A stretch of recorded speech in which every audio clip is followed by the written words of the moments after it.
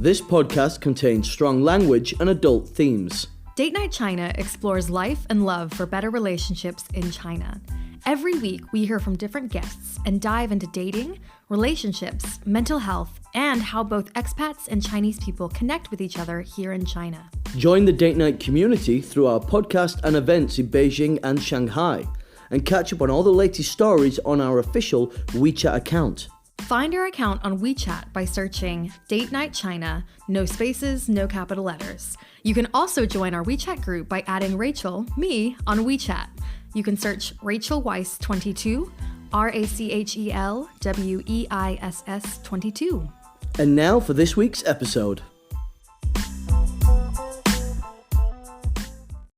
Okay, welcome back to episode 27 and part 2 of our conversation with Rachel George, therapist and life coach. Yes, we're continuing last week's conversation with Rachel. If you haven't listened to last week's, I recommend go back and listen to that one first, then continue the conversation with us today about preferences, values, and more dating advice with Rachel George. So let's jump in. Enjoy.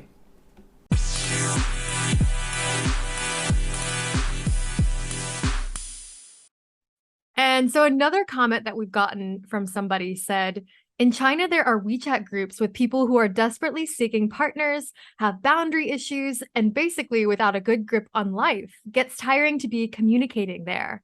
And this is something interesting we've seen with Date Night China is there are singles groups that people have tried adding me to because they say, oh, you are running Date Night China. Is Date Night China a singles group? Is it this or that? That's a common misconception we get. Then people are trying to find real singles groups out there. But honestly, that just sounds exhausting to me. And it's a very weird environment. Mm. Absolutely. So, I mean, I guess like my first reaction to this comment is kind of like, I mean, but what is that saying for you and your boundaries, right? So like, what is that saying for you?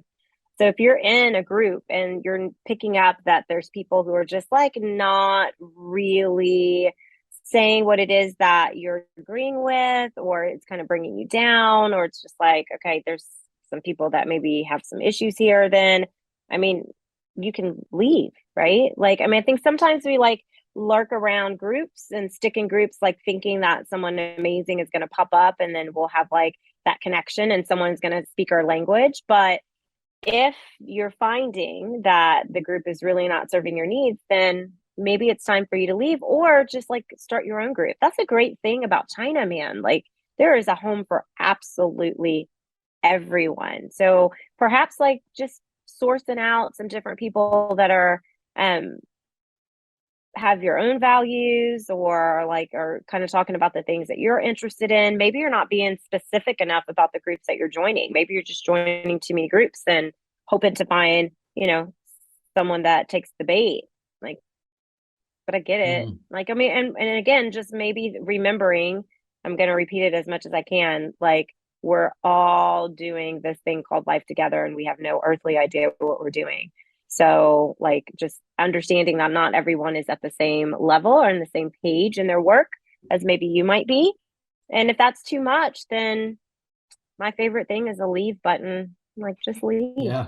You're not going to miss out on something. It's actually a funny moment when we, I guess 2 years ago, we did his first LGBTQ event. And we had a guy that usually comes to a lot of our hetero singles nights, and he comes to a lot of our events, and it obviously I didn't know him. I was like, oh, okay. I was surprised to see him there, and I was like, okay, cool, you know, obviously. But then there was a moment where I was watching him look around, and like the just the light going on about what the event was, and like that it's not for him. What he'd done is just like, oh, another DNC event, I better go, you know, and it's like. The moment that I saw him just be like, right, yes, now everything makes, the advertising makes a lot more sense now. And I was like, oh, poor guy. It's amazing he missed it because the advertising was like rainbow flag. It was very clear. Yeah, and that, you know, that goes back to, like I said, that sense of like belonging, right? And that sense of connection. I mean, we want to connect and we want to belong. We want to be there. And so sometimes we say yes without really understanding what we're saying yes to. You know, we join groups and it's like, oh, wait, this is not what I thought it would be. So instead of just at bringing drama and discomfort to your life, just delete and leave. Not just leave because it'll pop back up, but delete and leave. Yeah, That's a I hardcore agree. boundary right there. And I think it even goes for friend groups in China as well. Like if you're shifting friend groups or even just like community groups, I think both Nathan and I have had experiences with leaving a certain group that maybe was a group of people we used to hang out with a lot, but we no longer had so much in common or shared the same values or things that we want to do in the city that we're living in. And I think it can be very like, not cleansing, but it can feel really nice when you're like, these aren't the It's a load people. off. Yeah, these aren't the people I want to hang out with or spend my time with anymore. Right. Like, I mean, it's like that shift in the car, right? Like, I mean, when you think about your passenger seat, like, I mean, goodness, like super special people get to be in the passenger seat.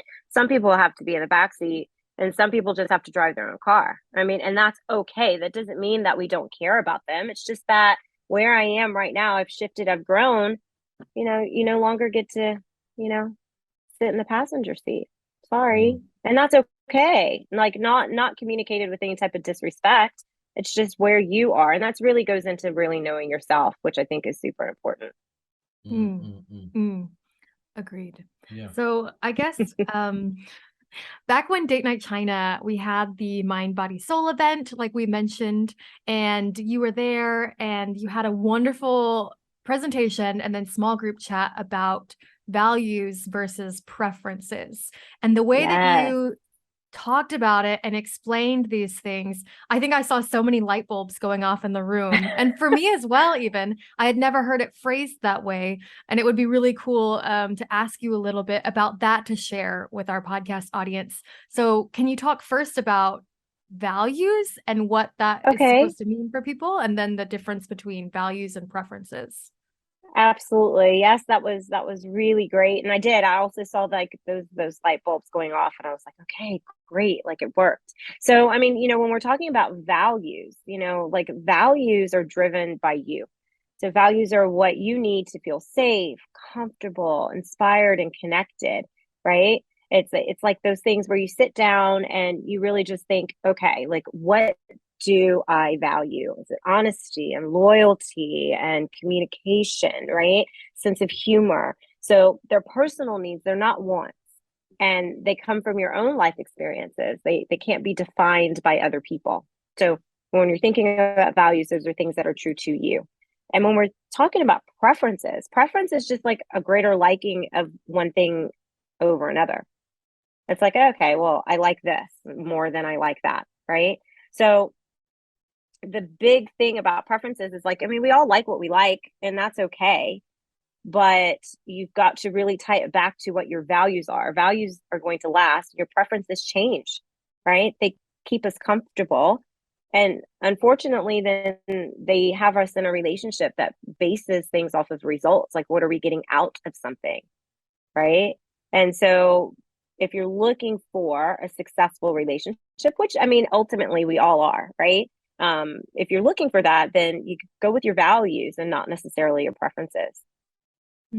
I think an interesting scenario maybe you put up then, or that I've seen other people talk about a lot, is like on dating apps, people will list on their bio, I'm looking for someone who, I don't know, loves spicy food, they love to travel, they're outdoorsy, or things like that, that they put and elevate as like, you must do this and enjoy this activity that I like because this is who I am.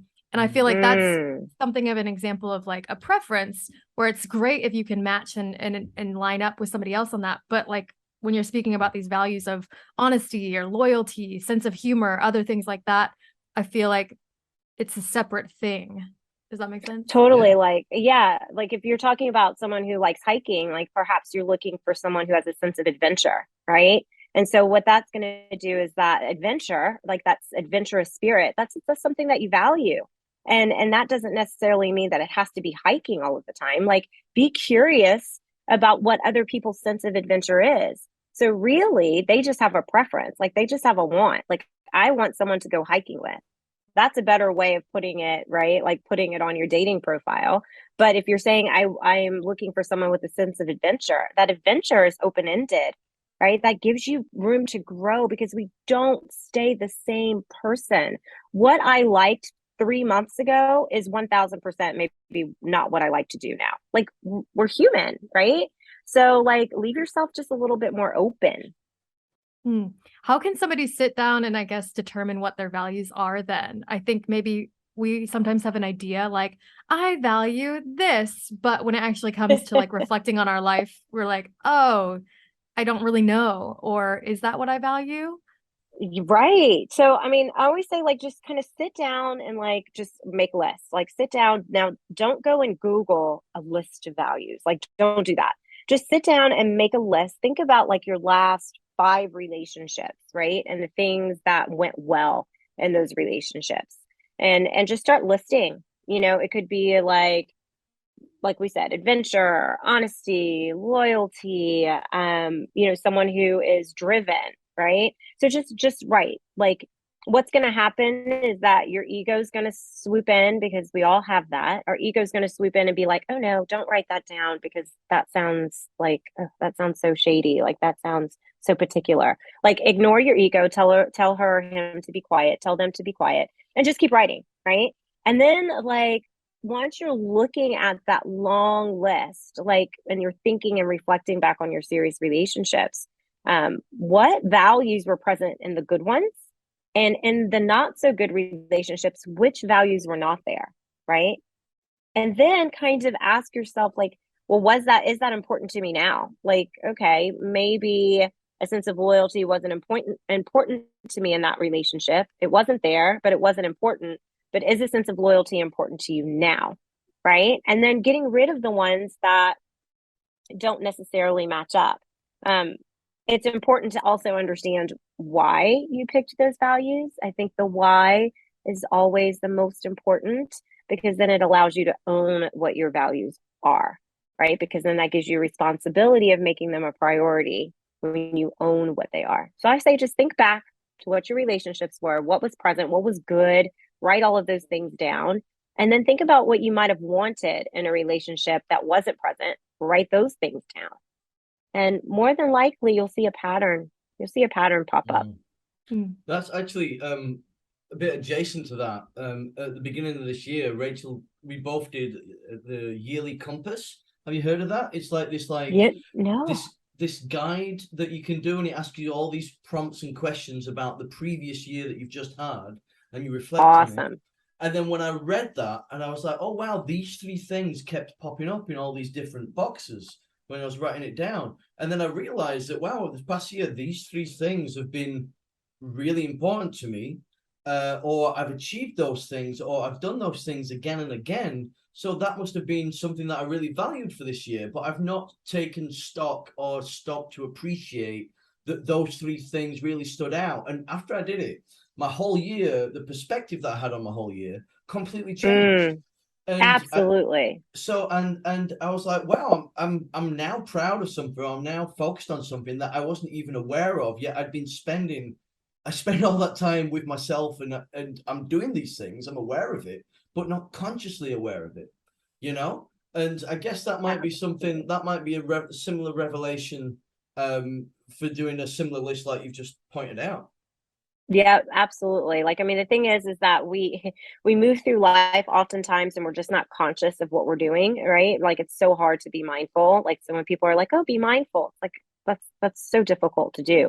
But like what you're talking about is that you actually took time to write things down and you looked for themes, right? That's how we identify. You looked for themes and patterns within your own life, and you're like, "Oh, wow! Like, I really value my alone time."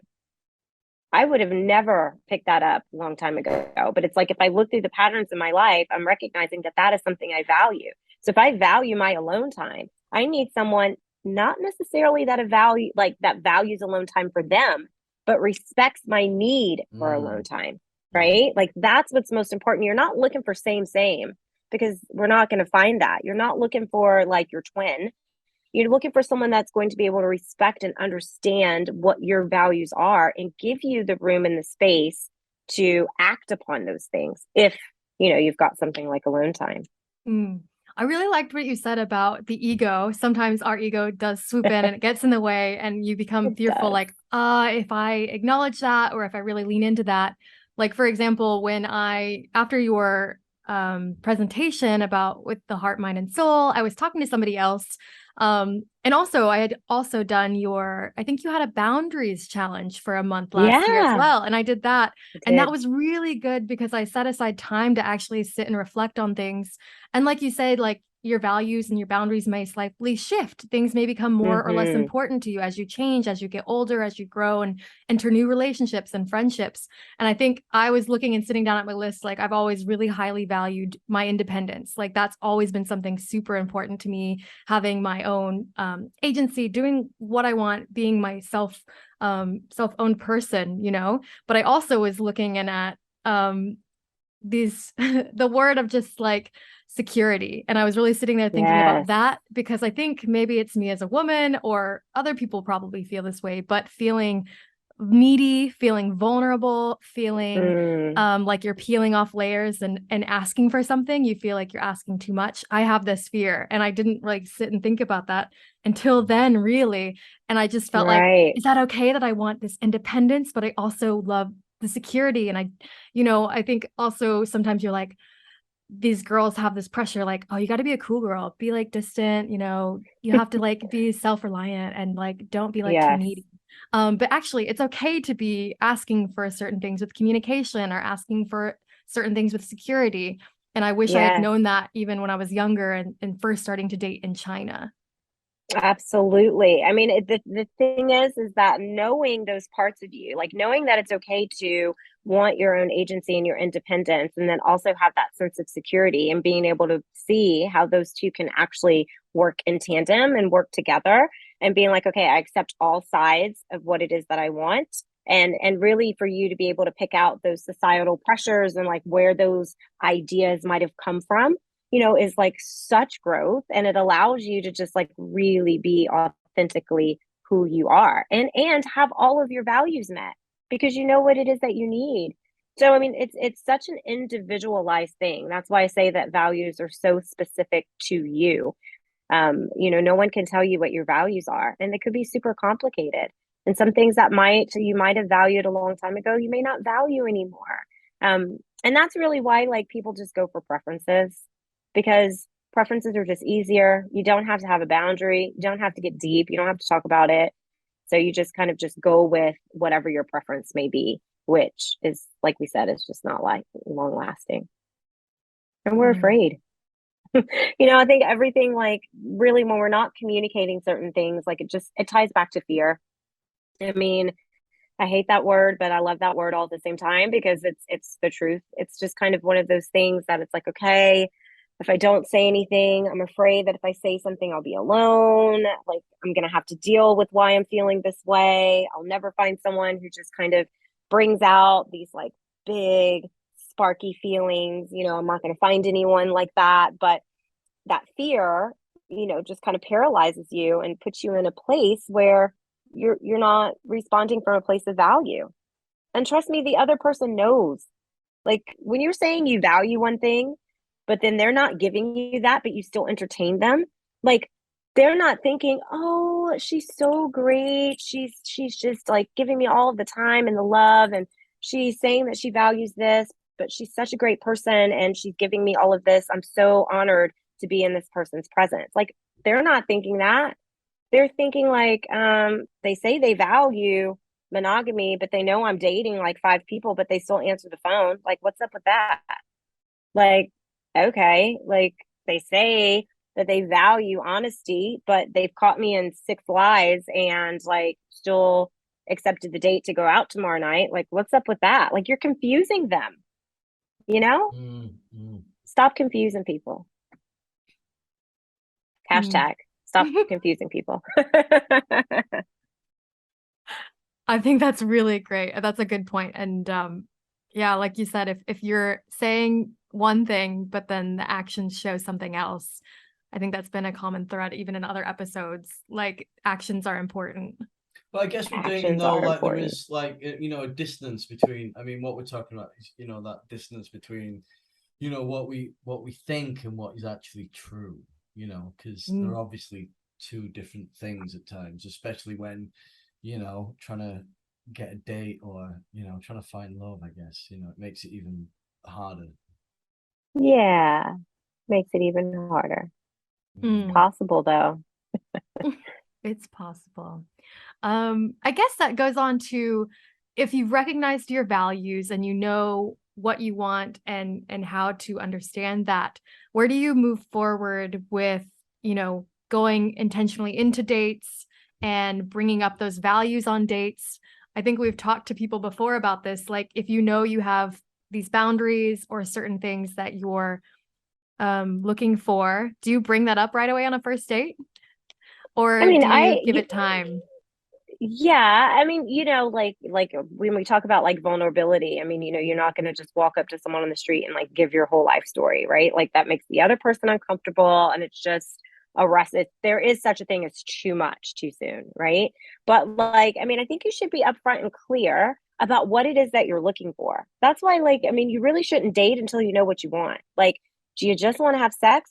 Great. Then just go have sex and make that very clear. That way, like, you're not wasting time, you're finding like-minded people, and you're showing respect to yourself and to others. So be clear on what it is that you want at first. Now, like, I mean, I'm not going to say that you go into date number one, because remember, date number one is really just their representative. Date number one is really nothing. It's just like, we're going to share space and I get to see you face to face, right?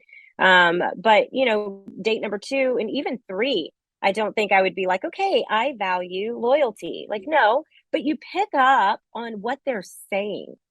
Like, if you know what your values are and you're communicating with the other person, because again, like the dating is and the vibing is all about that connection, and you're listening, you pick up on different things. Like, do I enjoy being around this person? Like, what do they bring out of me? Do I feel energized by this person? Am I able to be myself?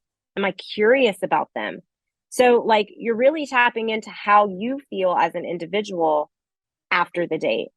And then if like they're talking about their past, or they're dropping hints about themselves, and that's not lining up with your value of loyalty, you don't have to state it. You know it because they've told it, right? So again, that goes back to that listening to hear and not listening to respond. Really enjoy and listen to what the other person is saying. Does that make sense? Totally. Oh yeah. Totally. So then what are some steps people can make towards having a more positive or even a neutral mindset, maybe not negative, towards making connections and dating in China while also honoring themselves and their values? So once you know what it is that you value and where you are, right? Because like in a time and a space, like I'll use myself as an example, where I am right now, and I'm not looking for something, for 10 years down the line. I'm not looking for that. Like I know exactly what it is that I value in this moment, right? So know what your values are before you start. And then like just forget the spark. Like forget the fireworks, forget like all of the energy, like that instant connection. We're all chasing that. And we forget that like there's a little thing called an exposure effect, which is time, frequency, and opportunity leads to connection. Like simply put, the more time you spend with someone, the more you might like them. Now, I'm not talking about entertaining those red flags, like thinking that you can change a red flag to pink. Like you know what red flags are. When you see them, okay, you can be done. But like, just stop looking for the spark. Some people are just sparky and they shine, like, regardless of who they're talking to. Like, I mean, some people can just spark with like pets, they spark with animals on the street, they spark with strangers. That's just who they are. They're sparking all over the place. And you think that they might be the one, and that's just who they are. So forget the spark. And just really kind of take the pressure off and just have fun and see dates and things as connections. Like, don't meet up for breakfast, where people just might not have their flirty juices going like early in the morning. Don't go to a coffee shop, which is like so cold and official. Like, get out of your head, go easy. Remember, you're not going to meet the real them until like date 4 or 5, like Just go easy and find like a third. Like I don't mean like a third person. I mean, if that's your thing, maybe that'll come like now. I mean, hey, look, like I mean, I'm open. Like that might come on date 10, right? But like I'm talking like an external object, like an art exhibit or a movie or something that'll take the pressure off of both of you that you can interact with. Like instead of it just being the two of you, like let's go have a drink. Like no, like do something that makes it easy for you to go, and then just start talking, like meaningful connections. Every connection that you have with another human being is meaningful. Find the meaning in the connection. It may not lead to a lifelong love, but that doesn't mean that it's not meaningful, and that doesn't mean that it's not important. Take the pressure off yourself. I think that's Have great fun. advice. Yeah, especially for a first date. I think some people put so much pressure on, oh my gosh, we're going to dinner. We're going to just be sitting and looking at each other across the table. Oh, What if there's a lull in the conversation? Or it can feel like just too high stakes, like, I'm going on a date. But and then I then mean, based on that, people then say, "Oh, that first date was so bad. I'm never dating again." It's like, wow, you gave up early. right. Like, I mean, come on, listen, like you can be married for 30 years and you still have to choose your husband or your wife every day.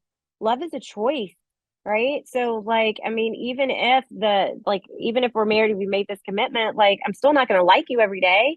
Like, come on, we're human, right? So you can't let one date blow it. Just really like tap in, turn inward, get off your list and think about like, how am I feeling about this person? How am I feeling on the inside? Not about them, but how am I reacting?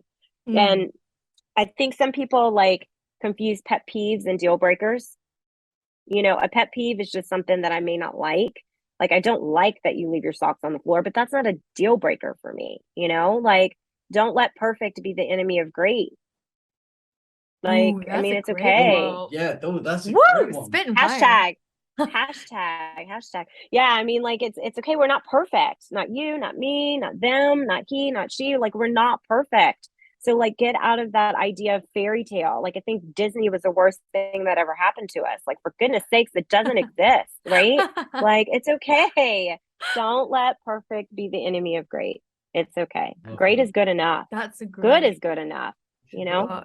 Yeah, we should. For the Insta, for the gram, Yeah, for the gram. yeah. I think we Mm, definitely should. That's a great one. Hmm? Oh, I thought you were going to say something. No. Yeah, I think what you just said, all of that is so important with not confusing pet peeves with deal breakers. And that's something that you realize, like, even when you're in a relationship and as you're going through it, like whether you've been with somebody for a year or 3 months or even 10 years, like you've mentioned, I think that's so good to keep in mind. What are some things, I guess, like after a date, how can you kind of self-evaluate how it went, how you're going to move forward? And also you've mentioned something previously about like looking forward and accountability and a timeline. Can you speak a little bit about Yeah. that? Yeah. So, where we talked about like get off the chat and just go meet with them, it's kind of like 3 weeks, less than a month, just go on the date, like period, just go source it out, see how it feels. And definitely like get some friends to hold you accountable, whenever you've decided like, okay, I'm gonna date again. With my particular situation, I told all of my friends, okay, this is what we're doing. So I'm out there, that sort of situation. Like have your kind of like dating accountability partner. And then just go easy on yourself, right? Like commit to doing something different. So if you like go for guys with a beard, I say go for someone who like is bald. If you like someone who's tall, I say like go source the shorty in the room. Like do something that's completely different and then see if like what it feels like. Like ask yourself these questions like, do I enjoy being around them? Am I energized after my dates with them? Like, or do I need to like go take a nap? Like, was I presenting more of myself? Was it easy? Like, how did my insides feel whenever I was around them? Like, was it a vibe? Like, did it feel like I've been knowing this person forever?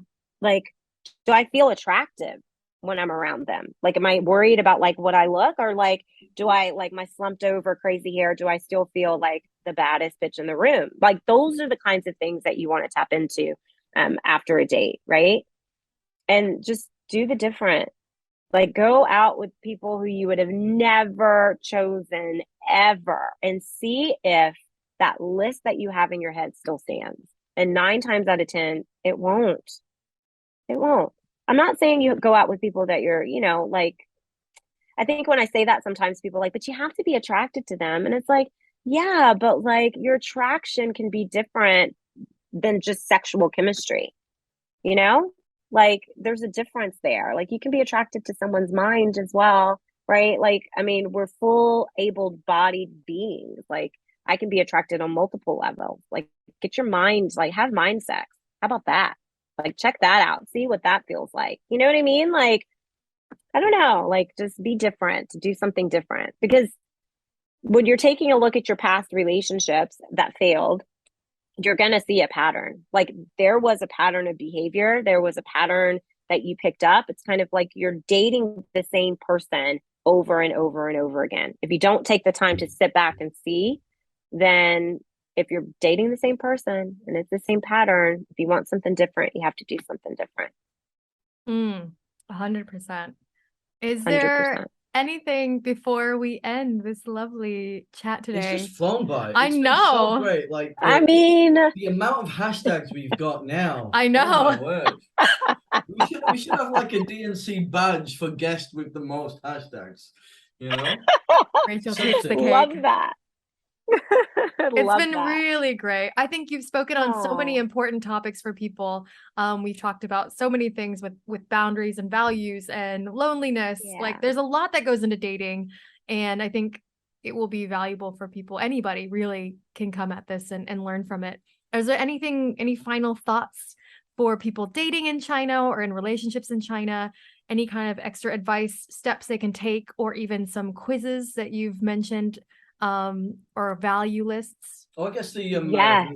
the boundary, the challenge that you did, Yeah, the boundaries. Yeah, I'm working on one for December to kind of lead us into the new year that I'm super excited about. I think to kind of leave everybody with something, just like, serve yourself some self-compassion, like, love on yourself a little bit. We're all really lovely, imperfect people looking to share our lives with another person. And bottom line, we all just want to be seen, heard, and valued. That's it. There's beauty in that. And so when things are happening, like not happening in a time frame that you think they're going to need to happen, or everyone else around you is having babies, getting married, whatever that idealistic fairy tale you have in your in your head, like, know that your story can be different. And if you have a desire to share your life with another person, like, trust in that desire. It was given to you. It will happen. So instead of like shooting on yourself, right? Like, speak to yourself in like a loving, kind way and say that like this dating thing is difficult.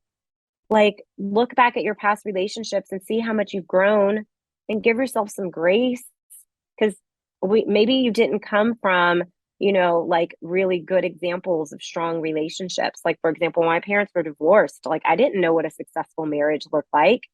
So I took some time and dug a little bit into what that looked like for me, and realized, some healing that kind of came from that. But look and, do that work. Look into your attachment style. Like, what is your attachment style like? I just did this amazing, I don't know if y'all have heard of it. It's called quantum human design. So basically it takes like every astrology, enneagram, chakras, it takes all of them and it slaps them all together, and it's been life-changing, mind-blowing. I highly suggest it to everyone. Whoa. Just Google it. It's free. It's super dense, but it's totally worth it. But just learn more about you. Quantum human design. Yes. Okay. Ooh, I love doing these things. I'm gonna do it later. I do That's too. our afternoon sorted. Yeah. There you go. Yeah, but learn more about you. You know what I mean? Love on yourself. Forgive those things that you didn't know. Learn about what makes you tick and what you stand for, what you don't stand for. And just be so solid in who you are that whomever comes along is like tasty icing on an already delicious cake, right? That's another great quote. Yeah. If we'll obviously be posting your how people can get in touch with you or find more about you and what you do online. But for listeners that are listening now, how can people find you? Yeah, definitely. You can always reach out to me on WeChat, Ray, RAEG 23. Also my website, heartandmindcoaching.com. As I said, I'm coming up with some different things. I've got some different things in the works, and just super happy to be back in Beijing and serving the community that I love. I love it here. And the more people that I can help, that's what I was put on this earth to do. So super excited to do that. Awesome. Thank you so much for joining us today, Rachel. Oh, you're welcome. Yay. Thanks for having me. Yay. And thanks for listening to this week's episode of Date Night China. We'll see you next week. Bye. Bye.